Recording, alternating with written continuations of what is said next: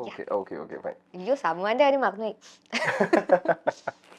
Okay, big ബോസിൽ പോയതിനു ശേഷം പഠിച്ച ഒരു പാഠം എന്തായിരിക്കും, അല്ലെങ്കിൽ ബിഗ് ബോസ് പഠിപ്പിച്ച ഒരു പാഠം എന്തായിരിക്കും? പഠിപ്പിച്ച പാഠം ബിഗ് ബോസിൽ പോയപ്പോഴും പഠിച്ചില്ല, അതിന്റെ ഉള്ളിൽ നിന്നപ്പോഴും പഠിച്ചില്ല, പുറത്ത് വന്നിട്ടാണ് അത് പഠിച്ചത്. ഇത് പഠിച്ചിട്ട് പോണമായിരുന്നു എന്നെനിക്ക് തോന്നിയത്.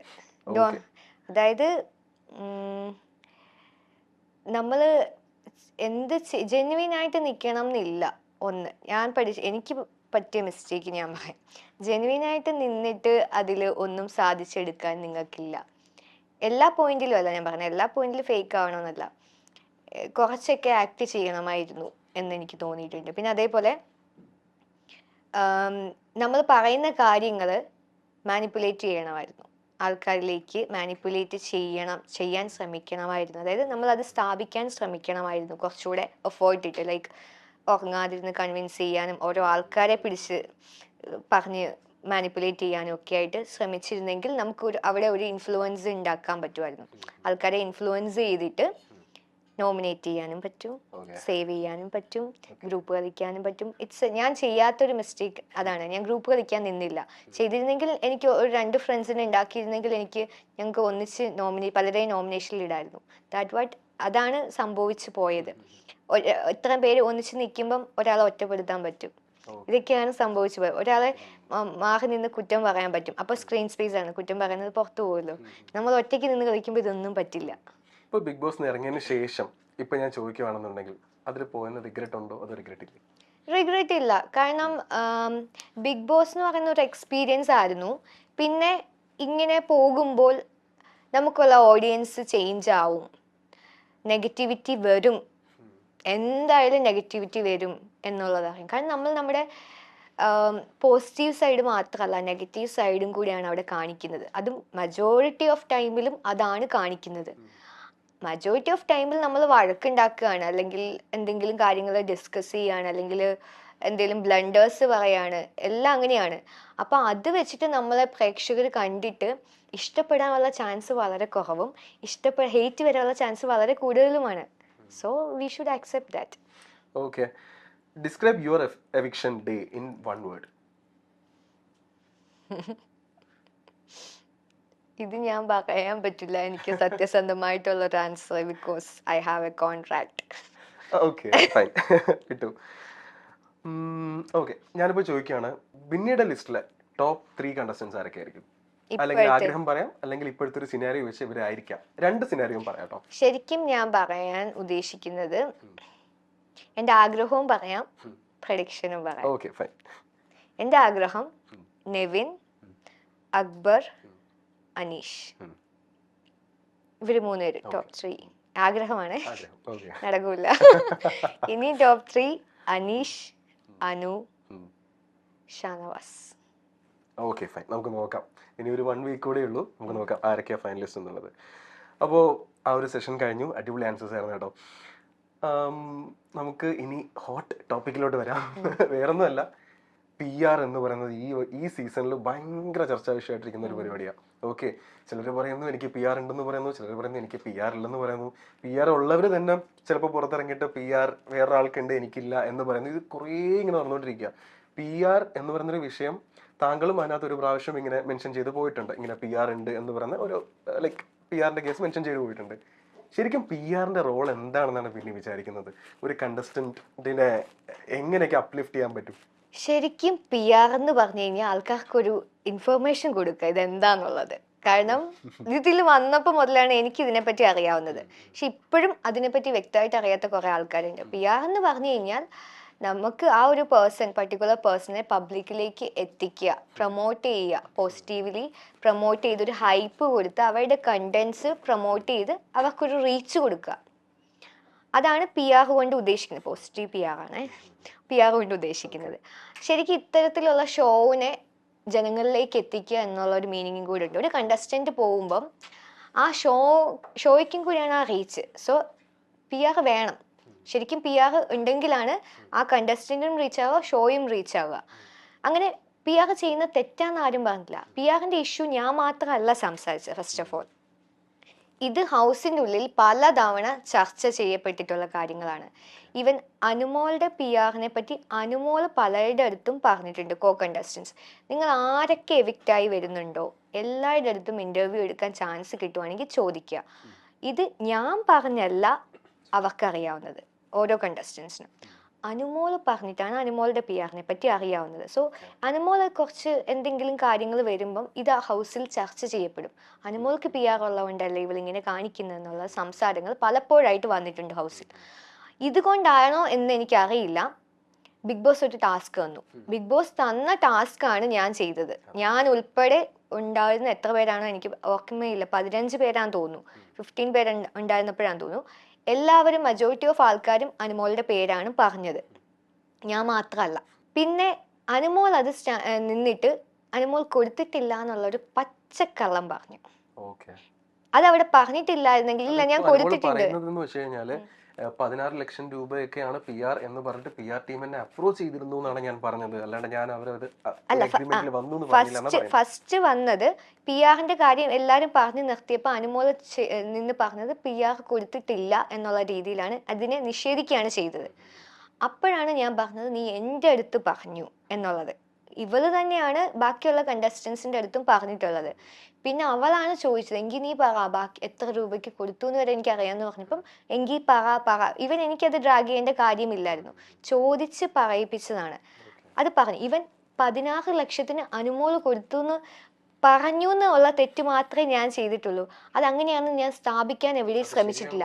അത് ശരിയാണോ തെറ്റാണോ, 2 ലക്ഷത്തിനാണോ കൊടുത്തത്, 50,000 ആണോ അഡ്വാൻസ് കൊടുത്തത്, 12 ലക്ഷമാണോ 15 ആണോ 30 ആണോ 5 ലക്ഷമാണോ ഒന്നും എനിക്കറിയില്ല. അനുമോൾ എൻ്റെ അടുത്ത് പറഞ്ഞു. അത് കള്ളമാവാം ശരിയാവാം, അത് പ്രൂവ് ചെയ്യേണ്ട ബാധ്യത എനിക്കില്ല. ഞാൻ ഇത്രേ പറഞ്ഞിട്ടുള്ളൂ, അനുമോൾ എൻ്റെ അടുത്ത് പറഞ്ഞു. അനുമോൾ പറഞ്ഞ കാര്യം തന്നെയാണ് ബാക്കിയുള്ള കണ്ടസ്റ്റൻസും അവിടെ പറഞ്ഞത്.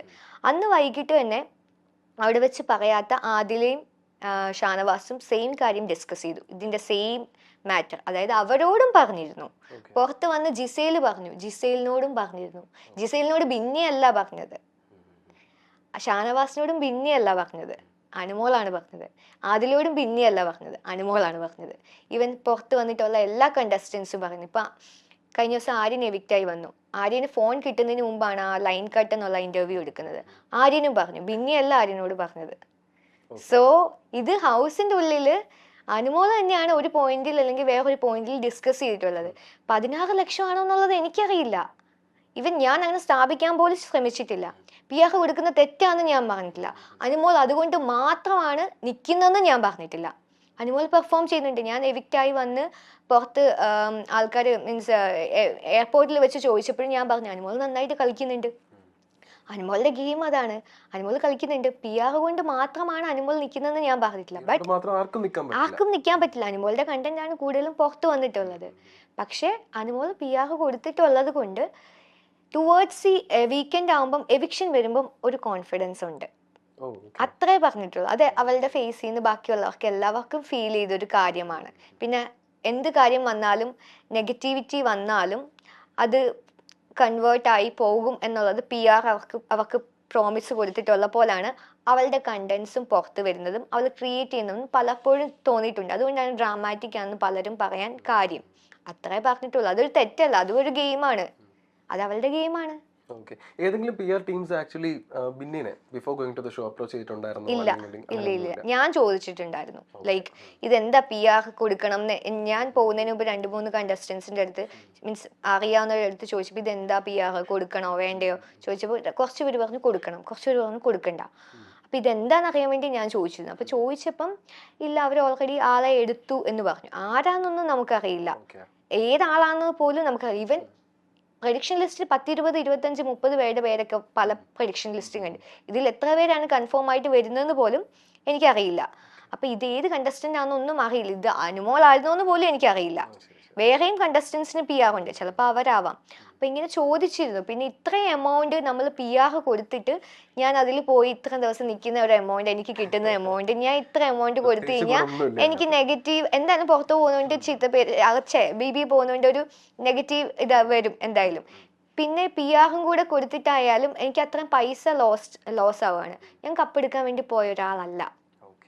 എനിക്ക് ഇതുകൊണ്ട് ഒരു ഫെയിം കിട്ടുവാണെങ്കിൽ എനിക്ക് ആക്ടിങ് ആണ് ഞാൻ ഇപ്പോൾ ചൂസ് ചെയ്തിരിക്കുന്ന കരിയർ. അത് എനിക്ക് മൂവിയിലേക്ക് ഒരു എൻട്രി കിട്ടണം, എന്നെ കുറച്ചുകൂടെ ആളുകൾ അറിയണം, പിന്നെ എനിക്ക് മണിയും ഉണ്ടാക്കണം. ഞാൻ അത് പറഞ്ഞിട്ടുണ്ട്, എൻട്രി വീഡിയോയിൽ വരെ പറഞ്ഞിട്ടുണ്ട്. ഇത് മൂന്നുമാണ് എൻ്റെ ആഗ്രഹം. ലാലേട്ടനെ കാണണം, ഇൻട്രൊഡക്ഷൻ ലാലേട്ടനെ കാണണം, ഇതൊക്കെയാണ് എൻ്റെ ആഗ്രഹം. ഞാൻ കപ്പ് എടുക്കണം എന്ന് പറഞ്ഞിട്ടില്ല. സോ എനിക്ക് PR വേണ്ട, കൊടുക്കണ്ടെന്ന് പറഞ്ഞിട്ടാണ് ഞാൻ അകത്തേക്ക് പോകുന്നത്. അടുത്ത വേറെ സെഷനാണ്. ഞാൻ കുറച്ച് കാര്യങ്ങൾ പറയാം. ഇത് അവിടെ സംഭവിച്ചിട്ടുണ്ടോ എന്നുള്ളത് മാത്രം പറഞ്ഞാൽ മതി. കുറച്ച് സ്റ്റേറ്റ്മെന്റ്സ് ഞാൻ പറയാം. യെസ് ഓർ നോ, അല്ലെങ്കിൽ ഈ പറയുന്ന കാര്യങ്ങൾ അവിടെ സംഭവിച്ചിട്ടുണ്ടോ എന്നുള്ള കാര്യം മാത്രം പറഞ്ഞാൽ മതി. Okay. Have you ever faked a smile in Bigg Boss house? അതായത് മറ്റവരെ കാണിക്കാൻ വേണ്ടി ചിരിച്ച് നിൽക്കേണ്ടി വന്നിട്ടുണ്ടോ? ഉള്ളില് വേറെ ഇമോഷൻസ് ആയിരിക്കാം. അങ്ങനെ അവരോടുള്ള ഹേറ്റ് കൊണ്ട് ചിരിച്ചു നിന്നിട്ടില്ല. അവരെനിക്ക് ഇഷ്ടമല്ല എന്നിട്ട് ഓക്കെ കാണുമ്പോൾ ആൾക്കാർ കാണുമല്ലോ എന്ന് വിചാരിച്ച് ചിരിച്ചിട്ടില്ല. ബട്ട് എനിക്ക് ഡൗൺ ആയിട്ട് ഫീൽ ചെയ്തപ്പോഴും ലൈക്ക് എനിക്ക് കുറച്ച് എൻ്റെ ഇമോഷൻസ് വേറെ ആണെന്നുണ്ടെങ്കിലും പക്ഷെ ഞാൻ അത് ഓവർകം ചെയ്യാൻ വേണ്ടിയിട്ട് പുഷ് ചെയ്ത് ചിരിക്കാറുണ്ട്. ഓക്കെ. ബിന്നിക്ക് മുൻപ് എവിക്ട് ആകേണ്ടിയിരുന്ന എന്നാൽ അത് സംഭവിക്കാതെ പോയ ആരെങ്കിലും ഉണ്ടെന്ന് തോന്നിയിട്ടുണ്ടോ? തോന്നിയിട്ടുണ്ട്. അതിപ്പോ എല്ലാവർക്കും തോന്നുമല്ലോ. അപ്പൊ അതില് കാര്യമില്ല, ഇത് പറഞ്ഞിട്ട് കാര്യമില്ല. അങ്ങനെ പിന്നെ ഓഫ് കോഴ്സ് തോന്നിയിട്ടുണ്ട്. Okay okay fine. Bigg Boss ഹൗസിൽ സ്ഥിരം ഗോസിപ്പ് പറഞ്ഞുകൊണ്ടിരിക്കുന്ന ഒരു മത്സരാർത്ഥി ഉണ്ടായിരുന്നു.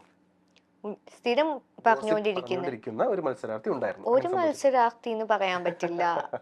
നിങ്ങൾ കാണുന്നതാണല്ലോ, എല്ലാവരും പറയാറുണ്ടെന്ന് തോന്നുന്നു. മജോറിറ്റി കൂടുതൽ പറയുന്ന ആളെ പറയണമെന്നാണോ? കൂടുതൽ പറയുന്ന I think Adhila. Okay okay fine.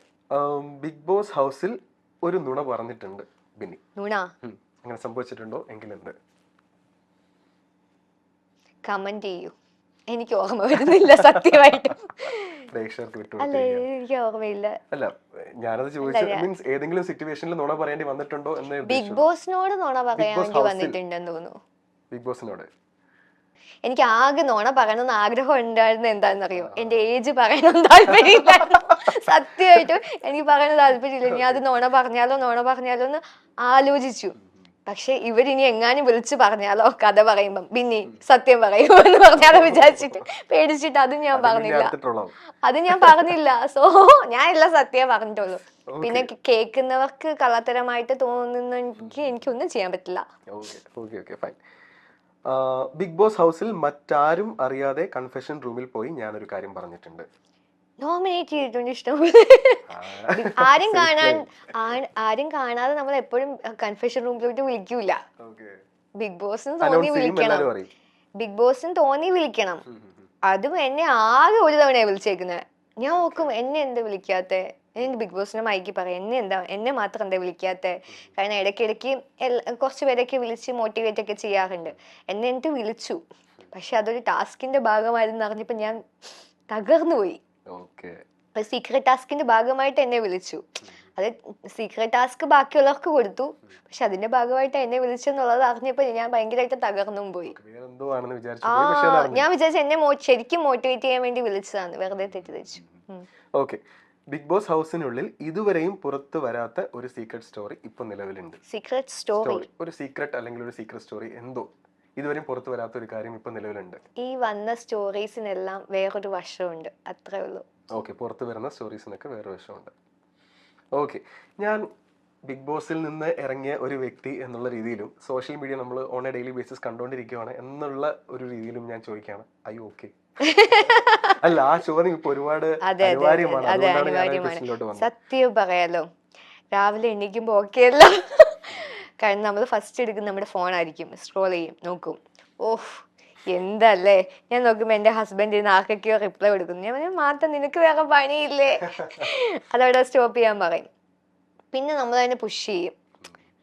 ഇതിന്റെ കാര്യമില്ല, ഇത് നമ്മൾ പ്രതീക്ഷിച്ചാണ് പോയത്. സോ എല്ലാവരുടെയും ലവും സപ്പോർട്ടും കിട്ടിയിട്ട് നമുക്കൊന്നും ചെയ്യാനില്ല. PR-നെ എക്സ്പോസ് ചെയ്തു എന്നുള്ളത് കൊണ്ട് ഒറ്റ കാര്യം കൊണ്ട് തന്നെ ഒരുപാട് പേര് മെൻഷൻ ആക്കും. നമ്മൾ ജസ്റ്റ് ഒരു സ്റ്റോറി ഇട്ടാൽ, ഒരു റീമെൻഷൻ ചെയ്ത് കഴിഞ്ഞാൽ, ഒരു കണ്ടസ്റ്റന്റിന് അതിനുള്ളിലുള്ള ഒരാളെ സപ്പോർട്ട് ചെയ്തൊരു സ്റ്റോറി ഇട്ടാൽ, അല്ലെങ്കിൽ അവരെ സപ്പോർട്ട് ചെയ്ത് എന്തെങ്കിലും ഒന്ന് പറഞ്ഞാൽ നമ്മുടെ ഇൻബോക്സ് നിറയാണ്. അവരുടെ ഹേറ്റേഴ്സിന്റെ കാര്യങ്ങൾ കൊണ്ട് ഇൻബോക്സ് നിറയാണ്. എനിക്കറിയില്ല, ബാക്കി ഈ കാണുന്ന പ്രേക്ഷകർക്ക് എല്ലാവർക്കും, യൂട്യൂബേഴ്സിനും ഇൻഫ്ലുവൻസേഴ്സിനും എല്ലാവർക്കും ബിഗ് ബോസിന്റെ ഉള്ളിലെ കാര്യങ്ങളും പറഞ്ഞ് സ്റ്റോറി ഇടാം, അല്ലെങ്കിൽ സംസാരിക്കാം, ലൈവ് പോകാം, യൂട്യൂബിൽ കണ്ടന്റ് ഇറക്കാം. അതിൻ്റെ ഉള്ളിൽ നിന്ന് വന്ന ഒരാളായിട്ട് നിന്നിട്ട് ഞാൻ കണ്ട കാര്യങ്ങൾ എൻ്റെ പെർസ്പെക്റ്റീവ് പറയുമ്പം ആൾക്കാർക്ക് അത് ഫുൾ ലൈക്ക് നമ്മളിപ്പോൾ ഒരു പബ്ലിക് പ്രോപ്പർട്ടി ആയ പോലെയാണ്, പബ്ലിക് ഫിഗർ ആയല്ലോ. അപ്പം നമ്മുടെ എല്ലാ കാര്യത്തിലും ആൾക്കാർ ഭയങ്കരമായിട്ട് എന്താ പറയുന്നത് അറിയാൻ ശ്രമിക്കുന്നുണ്ട്. കാര്യങ്ങളിലേക്ക് ആവശ്യമില്ലാതെ വന്ന് കമൻ്റ് ഇടുകയും പേഴ്സണൽ ലൈഫ് എല്ലാത്തിലും വന്ന് ഇടപെടുന്ന ഒരു പ്രവണത കാണുന്നുണ്ട് സോഷ്യൽ മീഡിയയിൽ. അത് ഭയങ്കര എന്താ പറയുന്നത് ഭയങ്കര മോശമായിട്ട് തോന്നുന്നുണ്ട്.